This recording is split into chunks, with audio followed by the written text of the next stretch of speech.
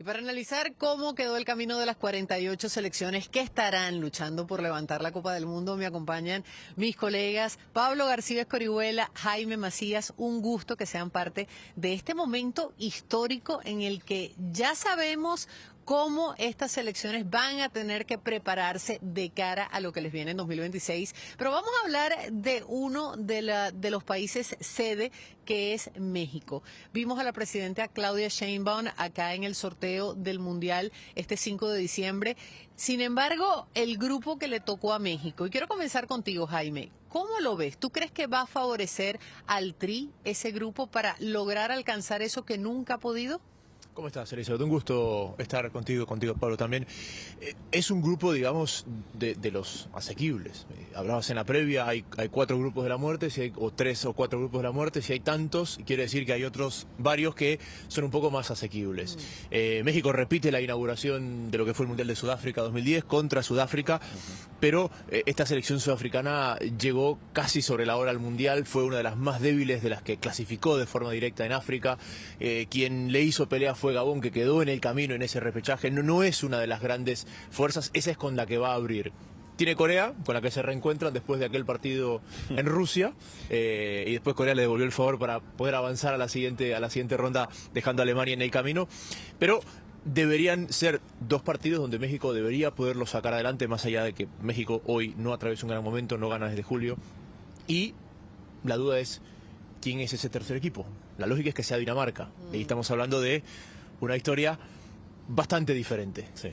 Hay que tener en cuenta que México es la tercera ocasión que va a albergar un mundial, un hito histórico realmente, y lo va a hacer acompañado en este caso la selección, el Tri de Javier Aguirre. Este va a ser su tercer mundial. ¿Cómo crees tú, Pablo, que puede enfrentar Javier Aguirre este reto? A ver, Javier Aguirre es experimentado, un técnico avesado que ya tiene justamente esta experiencia amplia en Copas del Mundo y que conoce muy bien la idiosincrasia del futbolista mexicano, pero que llegó de alguna manera en medio de una suerte de transición, tratando de trabajar junto a Rafa Márquez ese proceso de ir inculcando cosas pensando también en el futuro de México.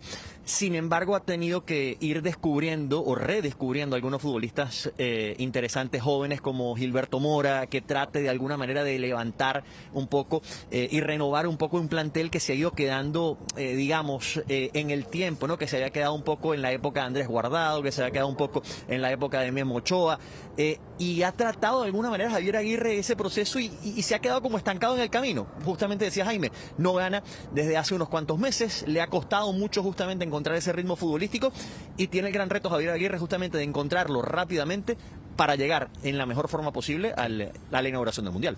Jaime, tú fuiste portero y en México, por supuesto, está esta figura que podría lograr su 6º Mundial, de que lo convoque el técnico Javier Aguirre. Estamos hablando de Guillermo Ochoa. ¿Cómo ves tú las posibilidades que tiene Memo Ochoa y cómo ves tú ese plantel? A ver, yo creo que, y es una opinión que yo sé que es muy impopular, pero yo creo que el mejor arquero de la historia de México es Memo Ochoa. Y eso que estuvo Campos, y eso que estuvo Osvaldo, y eso que estuvo la Tota Carvajal, y eso que sí. México ha tenido siempre algunos porteros, pero lo que ha hecho Ochoa en mundiales, la vigencia que tiene, su vigencia en Europa. Oye, es muy difícil para los arqueros latinos ir a asentarse en Europa. Es muy difícil, y Ochoa, sí, es verdad, equipos de mitad de tabla para abajo, pero está. Y después su participación en los mundiales, y por rendimiento nadie lo ha sacado de la selección. Es decir, no hay un momento en días, bueno, ya, sí, la verdad que Ochoa no está rindiendo. Entonces creo que debería estar. Creo que debería estar. Ahora, hablabas del plantel. ¿Y cuál es el problema y el reto más grande de Aguirre y todo el cuerpo técnico?